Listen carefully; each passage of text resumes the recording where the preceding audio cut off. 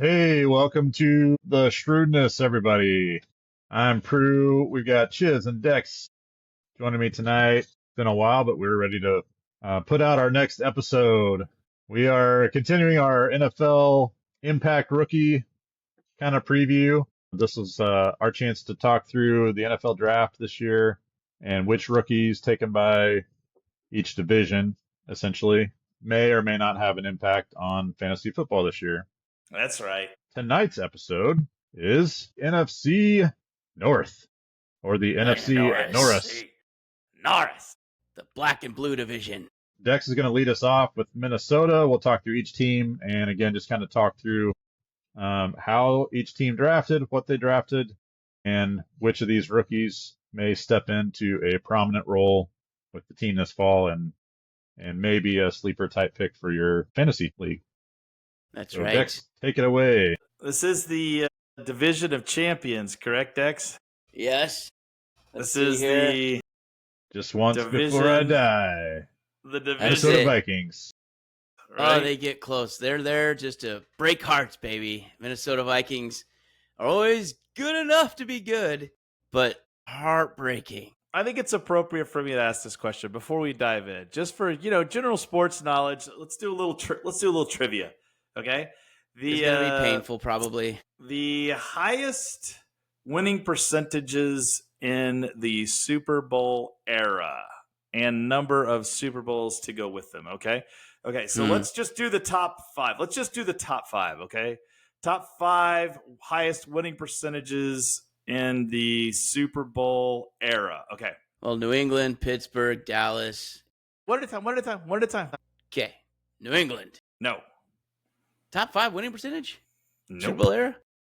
Nope. They are number 8 with a 549 winning percentage, but they do have the most titles. Gotcha. All right. Well, I will say Pittsburgh Steelers. Pittsburgh, number 2, 589 winning percentage. 1, 2, 3, 4, 5, 6 titles. 6 Super Bowls. Number 2, 6 Super Bowls. Okay. Well, I know the Vikings win a lot of games, but they don't win a lot of titles, also known as 0. Huh? Yeah. Matter of fact, the 4th highest winning percentage of the Super Bowl era at 564 is the Minnesota Vikings. And hold on, I'm having trouble. There's a glitch here. Looks like Carry the one. Make sure you carry the I one. can't see the number of It's fuzzy, Super right? Bowls It's beside fuzzy. it. For some reason, there's a giant black appearances. mark.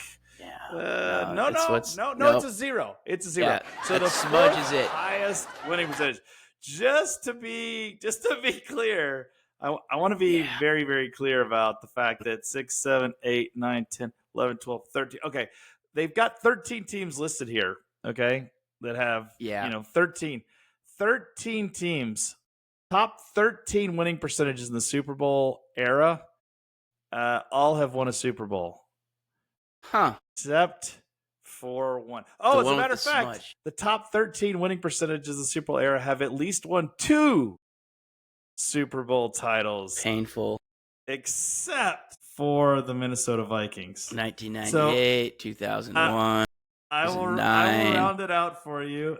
That's Chiefs just the most come in, recent ones. The Chiefs come in at number 5 with a 554 winning percentage. The Thanks, Vikings Patty. 564, number 4. The Ravens 574 with 2 Super Bowl titles.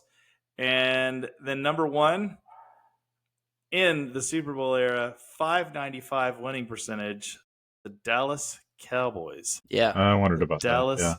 Cowboys with 5 Super Bowl titles. Anyway, thought that was a nice way for us to transition into the Minnesota Vikings because Yes. you know what? Yeah. This could be the year. This could be the year. Just once before I die. Just once before you die. Once. You never know. This could be the year. So last year we had They this win division, or you die.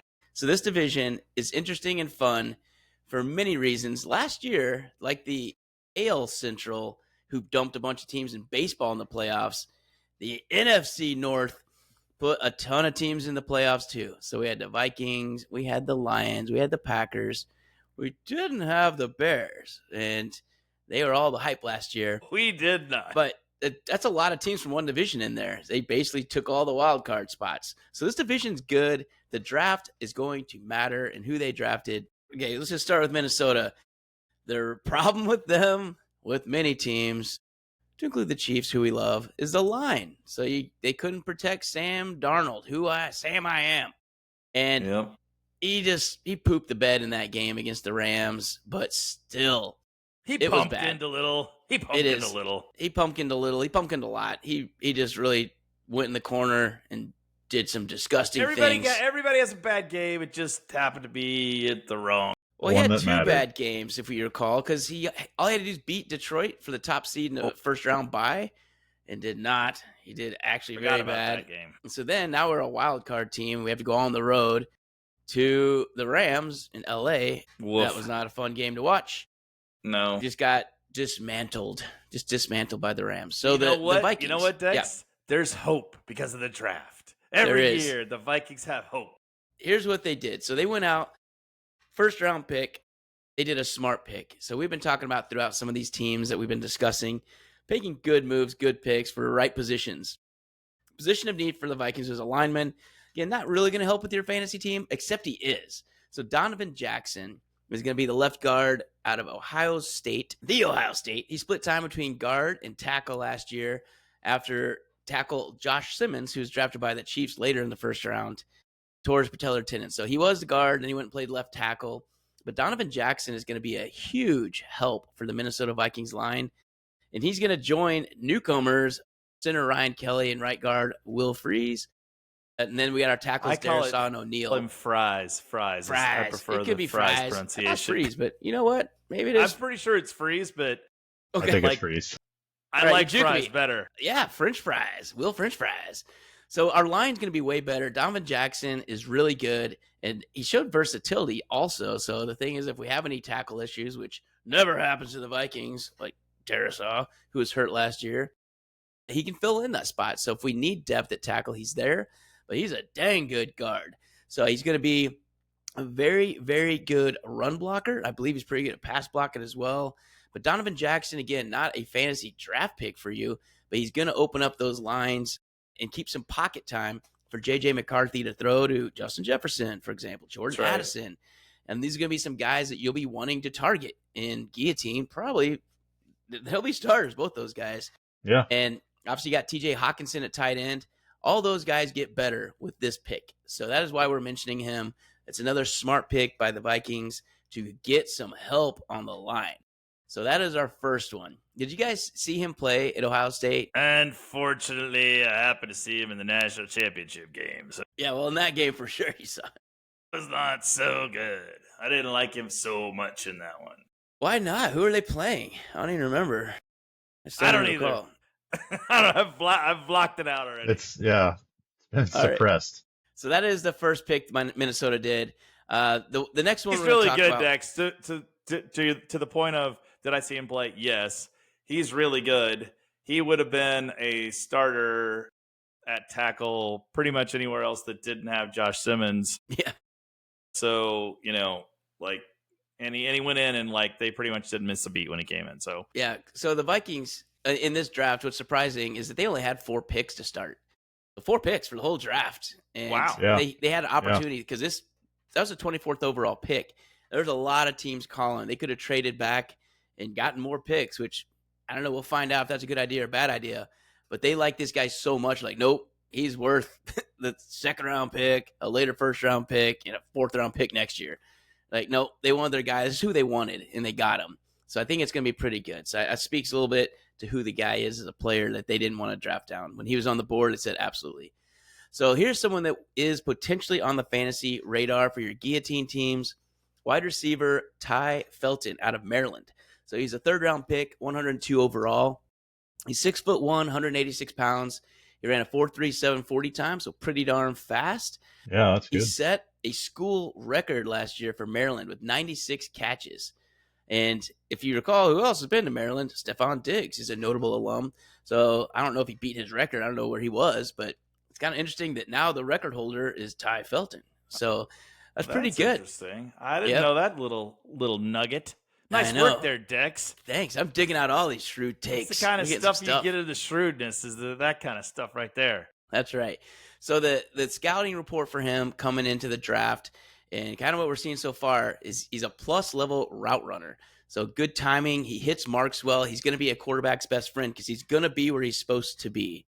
And he's very quick off the line, off the ball. He's got really good footwork, so he's going to separate from the coverage right away. And that's his strengths. Kind of leads into his weakness. He's really good at that, which is awesome. But when he doesn't get away, or if he has a very physical defender, he kind of gets knocked around and beat off his route. So if he's really good at not having that happen to him, he's going to be a slot receiver in the NFL most likely, especially with Jefferson and Addison. He's not bumping one of those two guys. Right. So he's going to be sitting in the slot. Him and Hawkinson will be kind of running across the middle. But I think he can be pretty darn good. So he kind of explodes through. He's not going to run away from anybody, despite the 4.37. We're not going to show any more videos, so they don't take our crap down. But when you look at the videos, if you want to YouTube it for yourself, infringement or something like that. Even though we're just discussing it, but whatever. That's neither here nor there. He doesn't run away from people, but he does. You can see him get quick open right off the line. So he's one that's going to shake and bake, baby, shake and bake off the line and get open. And if JJ hits him, I mean, he can get away from people, but he's not going to be a deep threat. He's not going to be the 9 route going down the seams. That's still going to be JJ and Addison, but he's going to get a lot of looks in the middle. Is like, if I'm a wide receiver, I'm pretty stoked to go to this team and have the slot in at the 3 spot when you've got JJ and Addison as your other two, like getting double teamed all day long. Yeah, right. It's a good spot to go as a wide receiver for sure. Yep, nickels, dimes, and safeties are going to be covering you. Yep. And sometimes a linebacker, depending on some of these schemes, he's going to torch those guys. Yep. Your description, Dex, reminds me of Xavier Worthy, right? Kind of a littler guy, quick, fast, but tends to get knocked off his route right off the bat if he doesn't get a free release. So that can be a little troublesome, but that's why they coach him, right? That's it. That's right. That's pretty good comp. And if he gets a little stronger, I mean, who knows, right? And maybe a little technique's all he needs. But all I know is I watched some of the videos to see if that was true. And I mean, they always show is good stuff. So I didn't get to see the low lights. The low light videos does not seem to trend well on YouTube. They don't have the drop reels ever, do they? Exactly. It's never like... So it is what it is. I think he's going to be pretty good. It's a solid pick. I think the reason he fell to the 3rd round instead of being a little bit higher was because he wasn't, like, contested catches. That's not going to be his jam. He just has to get open and be free and find space in the zone and kind of get away early from a corner, whoever the heck is on him. But I think he's going to be a good fit in this offense, especially as a little safety blanket, perhaps, for J.J. McCarthy. If Hawkinson's getting covered, and obviously the number 1 and 2 are always going to get attention from Minnesota. So that brings us to their last pick. And I'm just going to mention his name. So they drafted tight end Gavin Bartholomew for the Vikings, and they got him out of Pitt. He's not going to be an impact tight end. He's not doing anything with TJ in front of him.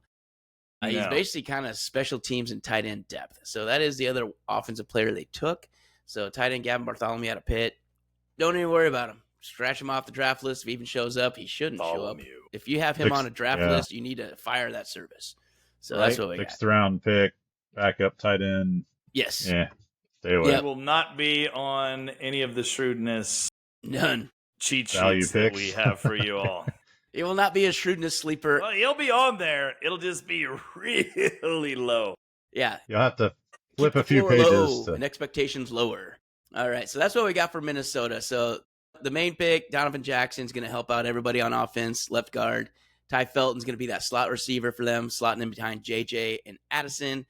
And then they have a tight end, it's just depth. So that's what the Vikings took this year for the NFL draft. So that will take us into Green Bay, and Chisholm's going to take us through their impact rookies.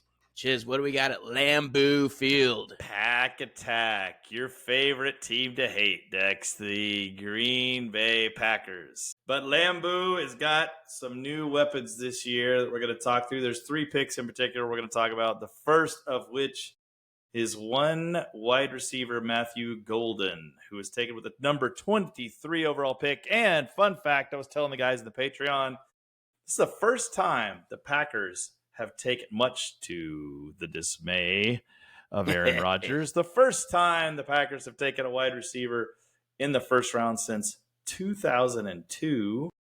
And it's also the first time that they have ever taken 2 wide receivers in the first 3 rounds. And then both those things happened this year. So they are clearly trying to get some weapons on the outside for Mr. Love. And Golden's one of them. And I'll tell you, the thing that you got to love about Golden, what I really like about the kid. He was not like Mr. 5-star recruit, silver spoon, everybody wants me, I could just walk in. He started at Houston, okay? So he played 2 seasons at Houston, and he just killed it at Houston. And then Texas was like, this guy's pretty good. How about you come over here and play for us? Hook 'em horns. And, right? And so then he worked his way to get the shot at Texas. Then he got to Texas, and he wasn't just happy to be at Texas. He dominated. So in the SEC, very talented league, very talented defensive backs. He led the nation and catches over 25 yards this year. So he is a severe deep threat, and that's because the dude runs a 4.29. That's blazing fast. And the 4.29 is not, oops, I ran a 4.29. He was running 4.3s routinely before the combine, and so this was not a shock to anybody that he came in with the 4.29. And the other thing that's great about him and why I'm high on him as a fantasy prospect is he can play all the positions. And so at Texas, one of the things the coaches talked about him is he can play in the slot, he can play out wide, he's a deep threat guy, he can go over the middle. He's not afraid to do anything. So he can play any of those receiver spots outside or in the slot. Like I said, even before he was at Texas, he caught 6 catches in 2 seasons at Houston, where, that's not easy to do because Houston's usually overmatched compared to who they're playing with. Well, obviously, here's what I think is a good pick for that is their wideouts right now, right? Every single week for Green Bay, you didn't know who was going to be there, and they all had Qs. D. They were all Qs D, and Ds. Q. Yeah. I think this guy at least showed that he was healthy through college. I don't think he missed any games. I could be wrong, but I felt like I saw that dude's stat line roll up on SportsCenter every single Saturday night. Matthew Golden is going to be a humongous fit, and he's going to run a 4.29 down the line. Jordan Love's like, what's up? Thank God. And if you guys remember the Packers wide receivers last year, besides the fact they were all hurt, there was never clearly a number 1. Absolutely. Christian Watson, they wanted it to be. It's like a whole team of number 3s. Yeah. It was a lot. You never know week to week who was going to be the guy that's going to do it. And really, Watson kind of became it, but then, he tore his ACL at the very end of last season. So we're not sure what Christian Watson's going to come back. Yeah. Wide receiver, you tear an ACL, there's no guarantee you got the same burst. So I think he's got a lot of upside, and that's what I like about him. I feel like he's going into a space where he could earn a lot of trust pretty early from Jordan Love. And if he does, he could be one of the few early impact wide receivers, which I'm always scared of. Generally, I'm scared of wide receivers that are rookies. Well, Marvin Harrison Jr. last year, right? Malik Neighbors last year, right? Right. All these guys, right? Super talented. Yeah. And they had really big games early, and then injuries and just fatigue, whatever happened. But they did not help you down the stretch. You lost your head early if those were your starting wideouts. That's right. So it's tough for the rookie to come in the wide receiver position in the NFL. But I like the fact that this kid has worked to get everything. Yeah, he was not a prima donna. He did not come in with all the accolades. So I think they've got a good guy from a work standpoint, and he's obviously got a lot of talent. Plus, his name's Golden, which makes a lot of fun stuff. If you go on a fantasy team, you can do all kinds of stuff with the name Golden. So he's not just good; he's golden. Right? He's not just good; he's golden. And so right now, just while we're on that, on the depth chart as we speak, as of today, he is a wide receiver 2. So right behind Jaden Reed, already ahead of Dobbs on the deal. Christian Watson, ironically, as we speak, Christian Watson has a Q next to his name. Questionable already. How about that? We're in July. Let's start off hurt. He's already questionable. Yeah, and Dontavian Wicks, who one of us was high on last year. Oh boy, that guy is one good week a month. A couple games, right? Yeah. Not an ideal Gio player. So he's already worked himself up to wide receiver 2. He's going to be starting right away. I think he's gonna have relevance right out of the gate. I The think so other too. guy Yeah. they drafted at wide receiver was round 3, a guy at TCU named Savion Williams. Savion Williams, I do like him a lot because he is a really versatile guy. He's not going to have the impact early on, but he's a guy that I kind of have as a sleeper. If you look at him, he's a little bit reminiscent of Cordarrelle Patterson. If you look at what he does, Oh, yeah. because in college he ran the ball, he returned kicks, he was obviously a receiver. He even threw for a couple touchdowns in college. So he's super versatile. He's got a lot of athleticism to him. What's his size? Patterson was a huge human. For a kick returner, yeah, he's big. Yeah, he's like 6'4" or something, isn't he? He was a very large human. It's all good. I didn't know if you had it on you. No, I should. It's not on here. But the interesting part is he actually, out of the backfield, he averaged 6.3 yards a carry on 51 rush attempts.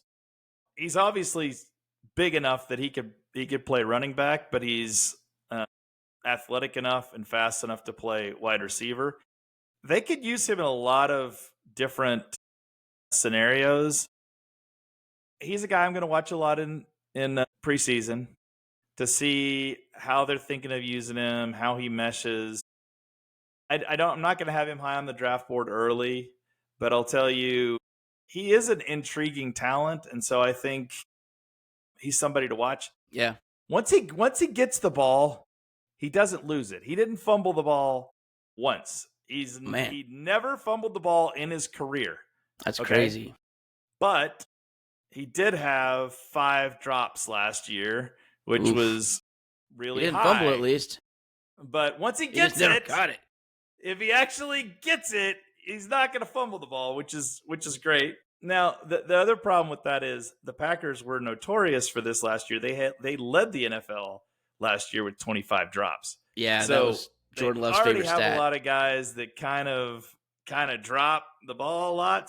He'll fit right in. Well, he'll fit right in. It's in with the Packers, but I don't know that he's gonna break through necessarily. Was that 51 rush attempts in his senior year or throughout his whole college career? No, as a senior. Yeah, so that's significant versatility. I mean, run the ball that many times as a receiver. That's like you're getting 5 carries, 4 or 5 carries a game. Yeah, out of a wide receiver. Debo Samuel type. That's kind of what he's looking like. So I just looked him up. 6'4", 222.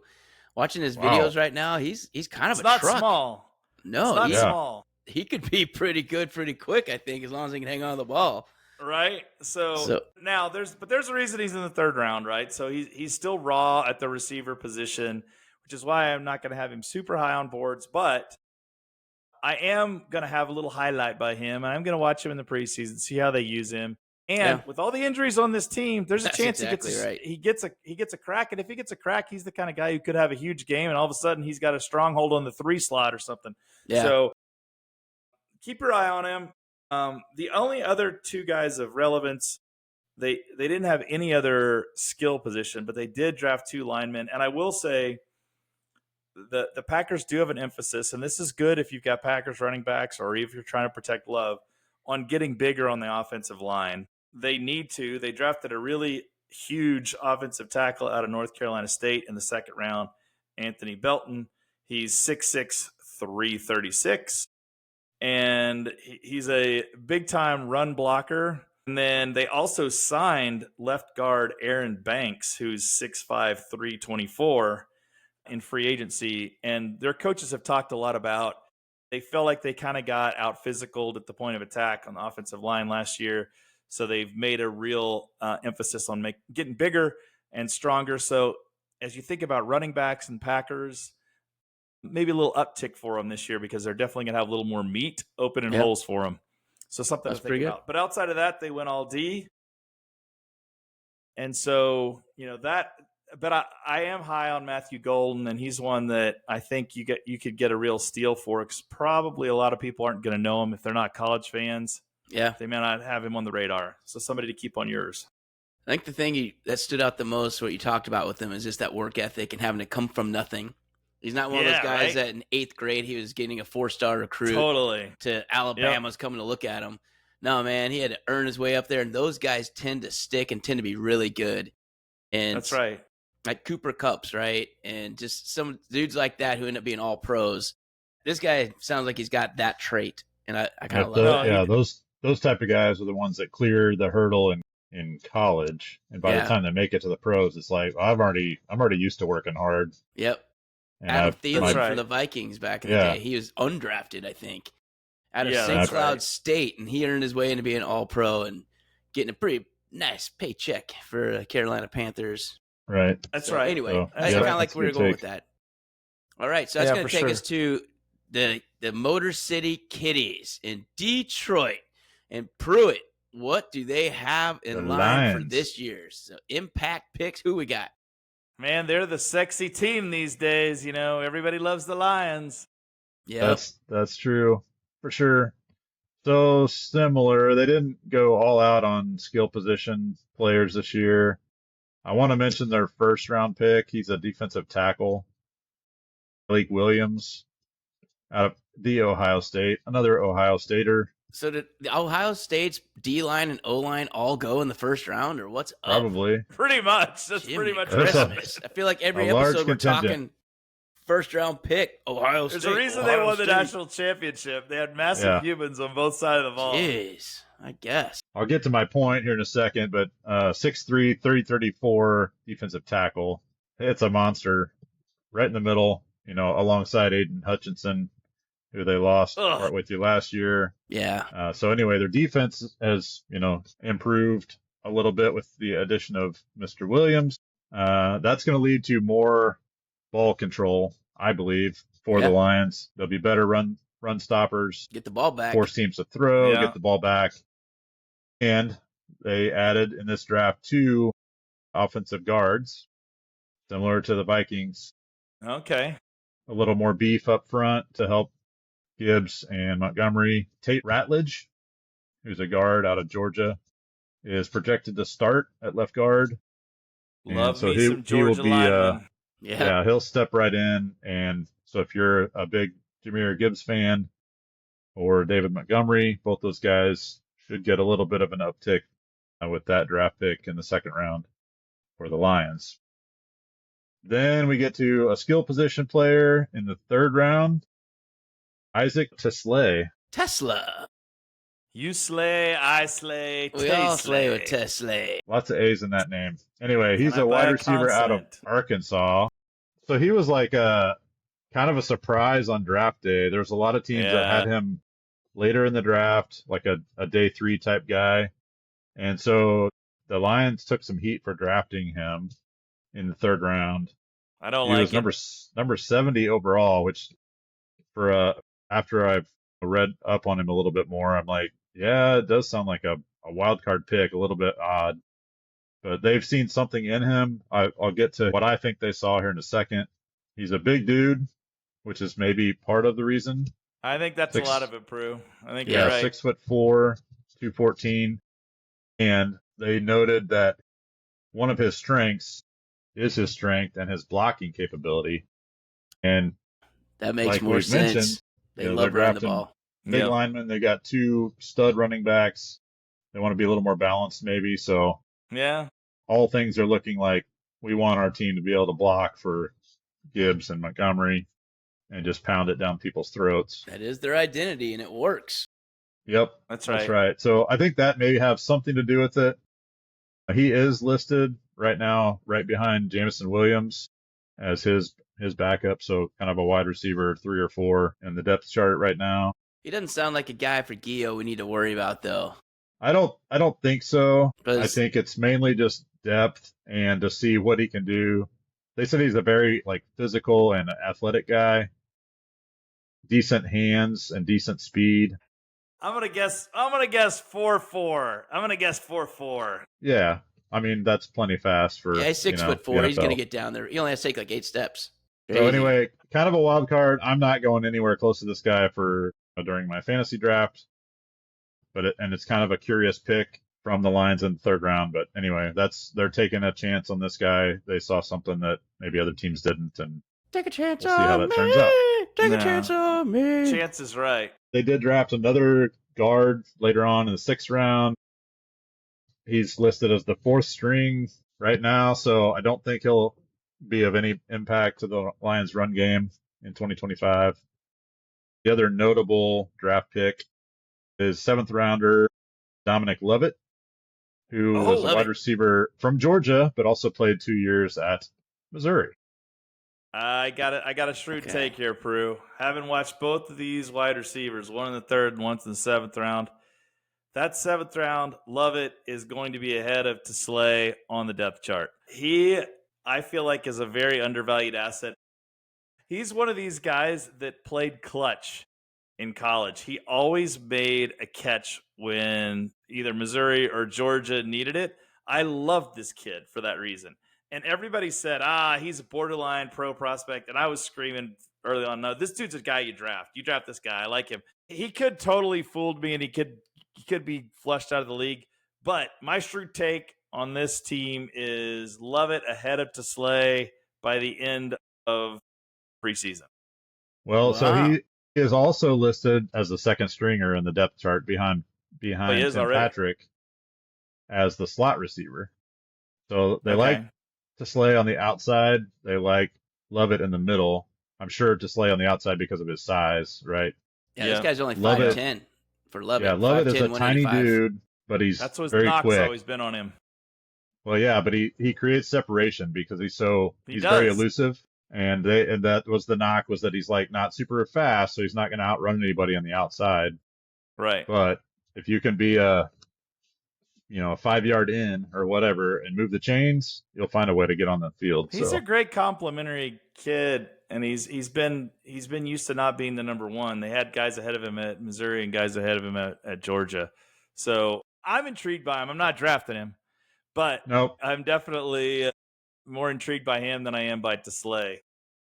Yeah, I think both of them will probably be limited action this year. They'll learn the offense. They'll study Amon-Ra and others, right, to learn how to play in the NFL. Maybe someday they'll contribute. But anyway, so the biggest probably fantasy contribution is in the run game with the drafting of Tate Ratliff as their 2nd round pick, and the additions they made on defense that are probably going to translate to having more ball control for their offense. Gotcha. I mean, I like to slay my opponents, but I don't like to slay. There it is. So I might draft him just for my fantasy team name. Yeah, you just need it for week 1. Then you can do whatever you want. Right. That's right. To slay or not to slay. Last I counted, Dex, we got one more team in the division, right? That's right. The Norris has one more. And they might be an easy team to forget, but it is. They're currently the runt of the division, but I don't know if that's going to be true for much longer. The Chicago Bears. So these guys last year were all the hype, all the fun stuff. Like, oh my goodness, they got Caleb Williams and got Rome Odunze, 1st round pick. A lot of DJ talent. Moore, They got Keenan a lot Allen, of talent. Cole Kmet. They have all these a lot guys, of skill right? players. Yeah, and then they kind of did start kind of hot, but then everything came out what we thought it would happen. Just the line got smoked, Caleb Williams got smoked, and they just started getting beat down. So what do they do for Caleb Williams? They don't get linemen. They get him more weapons, for God's sake. Just throw it faster. So they go out 1st round, 10th pick overall, and they get tight end Colston Loveland out of Michigan. So this moose is 6'5", 245 pounds. And you're like, out of Michigan, huh? I know they were really good, not bad team, but yeah, they didn't throw the ball to him much. It's kind of weird. But that being said, on his routes, so targeted on 41% of his routes, which is the highest of any FBS tight end, which I thought was kind of unbelievable since we talked about Harold Fannin, Tyler Warren. Tight ends do very well in Ben Johnson run offenses. So Ben Johnson just came from Detroit. He was the offensive coordinator for Detroit. Sam Laporta, anybody heard of that guy who won you a championship 2 years ago? Last year, not as much, got it, but just kind of weird stuff going on. He still was the 6th most yards in the NFL last year. Laporta, absolutely. So. Yeah, tight end wise. But Ben Johnson is going to call a lot of plays, and he loves this kid. So he's someone that can handle the workload because he does. And while he only had 56 catches last year, again, it was Michigan's offense. And Chisholm, as as a college fan, maybe not Michigan fan for sure, but that's not very many catches. But here's what's funny about 56 catches for him last year. That was a Michigan record for tight ends. So even though it's not that 41% of the looks. yeah. Name all the famous Michigan tight ends. Yes, and Colston Loveland. Who's after that? I'm sure there's somebody, but I'm not even going to pretend to look write it up. it. Yeah, so one of the Michigan fans is going to make comment on this one and talk about some guy from 1957 who had, 6 catches and 6 touchdowns. He was a really That's good it. blocker. Like That's right. And this guy, I mean, that's the thing, though, is he is a good blocker. So he's got that, but he can He's catch. a great blocker. So he's an exceptional pass blocker, an exceptional pass catcher. And as kind of like a little fun fact, he's the highest pick ever from Idaho. So you may not have even known he's from Idaho, but I just let you know, highest pick ever. So all you high schoolers and college guys from Idaho, get working, man. Now you gotta be 9 or higher to get the record back. I think the only player I even know from Idaho wasn't Jared Allen from Idaho? Jared Allen, I believe Jared Allen was from Idaho, but he was a later pick didn't know they played football in Idaho. Yeah, he played what is it, 6-man? What is it they play up there? They play 7-on-7. Yeah, 7-on-7, I think. Yeah. They play the flag football rules. So That's anyway, right. Colston Loveland, cattle farmer from Idaho, exceptional work ethic from everybody that's ever coached him or been on his team. I guess he's just tough as nails. So he's going to be someone that could be potentially in a Ben Johnson offense with Caleb Williams dumping off because their line didn't get any better. He might get a lot of catches and could be this season's Brock Bowers. So my shrewd take is I don't know if he has that good a season, but I bet he's a tight end 1. I bet he's someone that you want in your top 10. I agree. So in the 12 league for sure, and for Gio, absolutely. You can start him in there as a tight end. I'd feel fine about it. So that's where we're at for right now. I really despise Wolverines, and I agree that he is going to have a good year. I like him and where he landed. ESPN currently has him as the tight end 2 with a big Q by his name. On the team? Still behind Cole Kmet. Okay, here's why that Q's there. So he had off-season AC joint surgery, but no one has any issue with it whatsoever. He obviously went through the compound, did stuff. He's totally fine, but it's a Q until everything starts. So don't let the Q get you knocked off the Colston Loveland train. I do not feel too bad about my previous Michigan comment. I did a little research. And for tight ends from Michigan, what AI has to say about the best Michigan Wolverine tight ends of all time? Yeah, who do we got? Includes the greats Ron Kramer. How can you forget? Jim Mandich. Oh my God. Jake Butt. And Jake Butt was from Michigan. Loveland. He is already one of the greatest tight ends ever from Michigan. Well, it does make sense. He now has the record. So, I mean, that's good. He may be the greatest tight end for Michigan of all time. And I think, did he have the humongous catch in their championship game? Was he the one that broke it down the line? I can't remember. I think it is though. Yeah, last year. I think that's right. Yeah. I think that's right. I was thinking this year. I'm like, nah. He's someone that can make big plays too. So Colston Loveland, tight end, keep an eyeball on him. He's a matchup nightmare. He's definitely a matchup nightmare. People are going to draft him, and really, you shouldn't feel bad if he ends up being your starting tight end in Gio. I mean, I won't. If I end up drafting him, I'll feel great about it. All right, so that brings us to their second round pick. Yeah, go ahead, 6'5", 245. Yeah. Aligns very closely with one Travis Kelce. Yeah, very closely. Yeah, so, very closely. As you were saying, matchup nightmare for linebackers. Yeah, and that's a suck guy to have to cover for a linebacker and really brutal for a corner. Yeah, he's just another big Yeti. He's another big Yeti coming in. And it just seems like that's how the NFL world works. When one legend goes towards the sunset, another one's like popping over the horizon. Yeah. So I think he's just not a Chiefs. Unfortunately, he's on the Bears. But whatever. All right, so second round pick, 39 overall, wide receiver Luther Burden III from MIZ. ZOU. There we go. All right, Chisholm, tell us about Luther Burden. So here's the thing. Luther is undeniable talent. There's no doubt about this guy's ability. He came in to the SEC, incredibly highly touted, one of the highest recruited wide receivers Missouri had ever had, maybe the highest in terms of overall rank. He had a really, really excellent freshman year. And then his sophomore year, he had a little drop off, had some struggles. Missouri had some struggles. And so they weren't getting him the ball. Straight talent. I take this guy the second round, easy. I'd probably take him the first round, straight talent. There's a little question about the attitude here. Yeah. And I'm a Missouri fan, but there's a little question about the attitude. There are a couple times when he checked out of games mentally. He was like frustrated he wasn't getting the ball.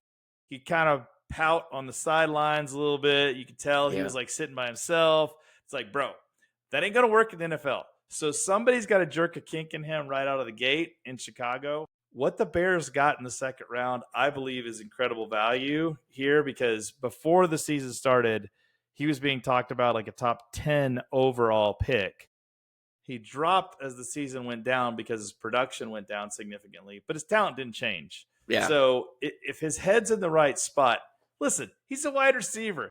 They're a little mercurial, right, Dex? I mean, Randy Moss, mercurial, right? Out. So, you know, he's not at the frame or the size of Randy Moss, but this guy is incredible with contested catches. I could easily see him becoming the number 2 wide receiver in this offense. I know that they've got Moore and Odunze, and they're both very talented guys. But if you just lined these guys up based on talent, he's probably the one. Now, experience, attitude, we'll see. We'll see how he plays out. But the guy makes crazy catches, and he is going to be so much fun for Caleb Williams. And if you're a Bear fan, keep his head straight. He's going to be a blast for you this season. Yeah, so here's some fun stuff for him. So he's 5'11", 208. So he's a thick dude. I mean, 5'11" is no joke. That's a good size wideout. Apparently, he's ridiculously good at contested catches. So he's tied for third most in the FBS over the last 2 years. And he's already wide receiver 3 behind Moore and Odunze already. So that's where he's slotted in. As we speak, he's going to break tackles regularly. He's going to catch the ball and just blow up. He's going to be a grenade. He's going to blow tackles off him and start running. You're like, he's only 5'11", 208, Dex. What do you mean? Watch the videos. Just pull him up, watch him, and then you'll see what I'm talking about. One more fun fact. So in 2023, so 2 seasons ago, is what Chisholm was talking about, that good first year. That season, he finished with 1,212 yards, which is one more yard than Marvin Harrison Jr. that year, who went 4th overall. So that is the type of talent that they're dealing with and they have. But like you said, that is the knock on him, is kind of tuning out, like just goes to sleep. I don't know what happens. He starts reading a book, and I don't know what's up with him, but that needs to get fixed. But he's only 21. Exactly. So he's a young kid. Issue, right? So I think that's a part of it. He's just growing. He was 19, 20 when he was doing this stuff. So he was 19 when he did all this stuff. And at the end of the day, one of the things I like, what I saw Mizzou do at the end of last year, because they saw at the beginning, he was getting double teamed a lot. They couldn't get in the ball. He was frustrated. So what they would do is they would get him a screen pass early, get him involved. And he's one of these guys that you get him the screen pass, he's going to make something of the screen pass, right? He's big, he's quick. I think he could be really good in that role too, but they need to get him some touches early, or he's a guy who could get in his own head. Yeah. He'll just turn off, man, for whatever reason. Some of that, well, I mean, some of that happens when you mature. Yep. That's right. Yep. And he's in a professional setting. You can coach that out of guys a lot easier than you can teach somebody to be faster or stronger. That's right. Because everybody in the NFL is fast and strong. Yep. But all the tools and raw talent is there for the taking for this kid. And like I said, we got to watch him at Mizzou because that's kind of one of the few college teams we watch. And he's incredible when he's on. So we'll see what the Bears get, what version. If they can get the switch turned on for him the whole time, my God, they're gonna have an offense that's gonna move, and he's gonna be a big part of it. I think it bodes well for him and all these guys having Ben Johnson. I think he's gonna use these tools well. Yeah, the right way. So I think they're gonna have a better year than they've had in some time. The division's super competitive, but I think from a fantasy standpoint, all these guys are gonna be interesting to watch. Yep. All right, that brings us to the last guy. Prue, do you want to go over their last pick? Yeah, 7th rounder, running back Kyle Manangi from Rutgers. I Yep. think I said that right. Rutgers. I think so. Rutgers. So he's a fireplug, 5'9", 209. Sounds like a solid running back to me. Yeah. Yep. 1,200, almost 1,300 yards Yep. and 13 TDs. So as you could probably guess by his size, strong, physical runner, takes care of the ball, invites contact. Yep. 5 seasons that he played at Rutgers and 0 career fumbles is kind of the stat to note. That's incredible. Crazy. 669 rush attempts. 0. That's a lot of That's a lot of impossible. carries. So clearly the guy's got rock solid arms and Right. hands that just locks the ball in once he gets it. Well, here's the other thing that's impressive about that, Peru. Newsflash for everybody out there. Rutgers ain't good at football. So what happens is he got hit a lot. I promise you. He got Yeah. hit a lot. Yeah. And he's an inside runner. So Yeah. they were going up against teams that were bigger, more physical than them most of the time. He was getting hit a lot, probably behind the line of scrimmage a lot. I've seen this guy play a couple times. He ain't flashy, but he is very strong. He's very dependable. I could see him in like a goal line back type role. So that's the interesting Yeah. part. That's exactly to me what I think too. Is like when I'm like, ooh, fantasy stealer of points. This guy could be your fantasy stealer of points. He's not starting the drive at their own 20 with Kyle Mananga back there because Yeah. you know they've got plenty of guys in the backfield in Right. Chicago. But Yeah. I think he could be a point stealer. I do too. I Because think he's he not could snipe fumbling the touchdowns. ball on the goal line, Yes. and he's not going backwards. Yep. So that's a good thing, right? The only thing I agree. I mean, he may get the occasional goal line carry, that kind of thing. But as we just talked through, I mean, you look at their depth chart, they've got a lot of offensive weapons. Yeah. And Yes, they do. Yeah. and not everybody can score a touchdown every Only game, one right? football. Yeah. But if it gets to the 1 yard line, So, Yeah. it's a short list. It's DeAndre Swift's not usually the guy that pounds it in from the 1. It was He's Roshan not. Johnson. he's and so an undersized back. So. and with Roshan Yeah. Johnson, who knows, man? He's not bad. There's nothing wrong with him. But this Right. guy seems like he could definitely fill that role. I mean, Johnson's 1 fumble away from being behind him on the depth chart. Totally. So it's ball Totally. security first and always. And by drafting him, 7th round picks, right? They're kind of flyers and lottery tickets. But Yeah. it's also, we don't want to be a free agent and have to compete. So they thought enough Yeah. of him to take him so that they have the rights to him. So let's see Yeah. what he does in camp. But he's 3rd on the depth chart. He already passed Travis Homer, who's just like that guy who seems to show up in miscellaneous camps every year. But past that How guy many already. camps? How many camps has Travis Homer been? I feel like he's a different camp every year. Yeah. We'll see. Like you said, keep an eye on him. 7th round pick. Maybe you catch fire. Was there a Chiefs guy that was a 7th round pick from Rutgers? Can't remember. Seems like 7th Can't round remember picks if I've from heard of a Rutgers guy are popular. before. Running back, maybe. Yeah. Just not sure if been his a name guy. was Pacheco or something. They have a decent little recent history there of running That's backs. don't what they? I'm saying. So they're doing something. All right. So I think that is all of our NFC North picks for impact rookies. So we've covered Minnesota. Basically, the only one of note for your Guillotine Fantasy Leagues is wide receiver Ty Felton. And if you're looking at Green Bay, we got a couple for you. Wide receiver Matt Golden and wide receiver Savion Williams. Just take a look at them through summer and see how they do. For Detroit, we got Isaac Tesla, our 6'4" wideout from Arkansas. We don't think he's going to do much this year, but who 6'4" knows? blocking wide receiver. Yeah, a blocking wideout in your 3rd round. I'm going to love it. Not so much either because, again, there's too many weapons ahead of him. And then for the Bears, they do have some people to absolutely put on your Guillotine during the draft. Colston Loveland at tight end, for sure. Yes. Luther Burden the 3rd. Take a look at him, but he should definitely be after you get your 8 starters, he should be filling a bench spot for somebody. And then see what happens with injuries and everything. But Kyle Manangi out of Rutgers for the Bears, no fumble guy. I can't see him not getting some goal line carries. So take a look for injuries for the Bears to see if he can have any fantasy impact at all. Bears Jets. also got Joe Tooney, so he's Oh, got that always somebody helps. solid Right. to run behind. Great pickup there. That's exactly right. That ain't gonna hurt him at all. All right, so that's going to wrap it up for the NFC North. And next week, we will attack the NFC East. The NFC East. We'll be looking at Dallas, Philly, Giants, and Washington next week. So stay tuned. Hope you enjoy the show. Till next week, stay shrewd. Stay shrewd. Stay shrewd.